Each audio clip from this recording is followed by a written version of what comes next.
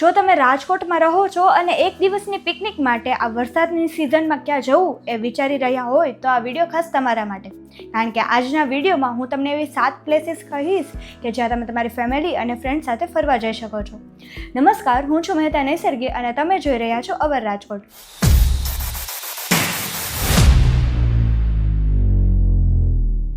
વરસાદમાં પ્રકૃતિ સોળે કલાએ ખીલી ઉઠે છે. જાણે પ્રકૃતિએ નવી લીલી ચાદર ઓઢી હોય એમ ચારે બાજુ હરિયાળી જોવા મળે છે, જેને જોઈને આપણું મન પણ પ્રફુલ્લિત થઈ જાય છે. તો આ વરસાદની સિઝનમાં જો ટાઈમ અને ચાન્સ મળે તો આ 7 પ્લેસે વિઝિટ કરવાનું ન ભૂલતા. પહેલું, હિંગોળગઢ. રાજકોટથી 78 કિલોમીટર દૂર હિંગોળગઢનો કિલ્લો આવેલો છે. દૂરથી ભળાતો હિંગોળગઢ જાણે આકાશ સાથે વાતો કરતો હોય તેવું લાગે છે. ચોમાસામાં આ કિલ્લાની મુલાકાત યાદગાર બની જાય છે. અહીં તમે એસટી બસ, પ્રાઇવેટ બસ અથવા તો પ્રાઇવેટ વ્હીકલ દ્વારા પણ પહોંચી શકો છો. બીજું, હનુમાનધારા. રાજકોટથી 6 કિલોમીટર દૂર ન્યારી ડેમના કાંઠે હનુમાનધારા આવેલું છે. અહીંયા હનુમાનજીનું મંદિર છે. અહીંયા આવો એટલે તમને એક અલગ જ પ્રકારની શાંતિનો અનુભવ થાય છે. અહીંયા તમે એક આખો દિવસ આરામથી અને શાંતિના વાતાવરણમાં વિતાવી શકો છો. હનુમાનધારા તમે પ્રાઇવેટ વ્હીકલ અથવા તો રિક્ષા દ્વારા પણ પહોંચી શકો છો. ત્રીજું, ઓસમ ડુંગર. રાજકોટથી 110 કિલોમીટર અને ધોરાજીથી 22 કિલોમીટર દૂર ઓસમ ડુંગર આવેલો છે. ચોમાસામાં અહીં હરિયાળી છવાઈ જાય છે.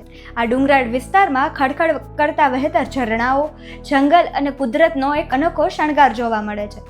ચોથું, ઘેલા સોમનાથ. રાજકોટથી 77 કિલોમીટરના અંતરે જસદણ નજીક સુપ્રસિદ્ધ ઘેલા સોમનાથ મહાદેવનું મંદિર આવેલું છે. ઘેલા સોમનાથ મહાદેવનું મહત્વ અને મહાત્મ્ય સોમનાથ જ્યોતિર્લિંગ જેટલું જ અનન્ય છે. ચોમાસામાં અહીં પ્રકૃતિ સોળે કલાએ ખીલી ઉઠે છે.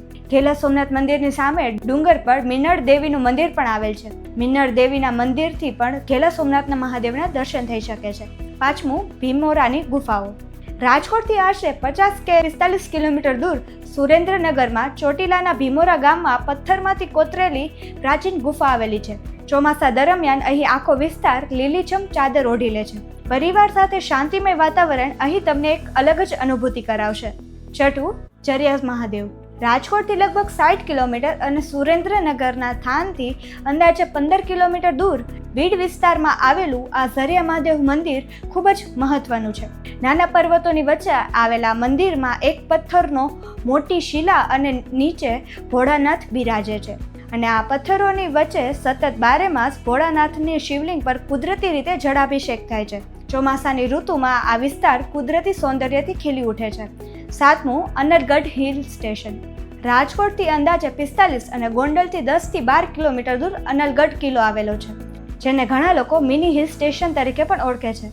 અહીં મહાકાળી માતાજીનું મંદિર પણ આવેલું છે. અહીં આવેલો પ્રાચીન કિલ્લો લોકોના આકર્ષણનું કેન્દ્ર છે. અહીં તમે સૂર્યાસ્ત અને સૂર્યોદય જોવાનો એક અનેરો લહાવો જ મેળવી શકો છો. તો આમાંથી તમે કઈ કઈ પ્લેસ એક્સપ્લોર કરી લીધી છે અને આ ચોમાસામાં તમે ક્યાં ક્યાં જવાનો છો તે કમેન્ટમાં જરૂર જણાવજો. અને આવા જ ઇન્ફોર્મેટિવ વિડીયોઝ માટે અમારી ચેનલને સબસ્ક્રાઈબ કરજો.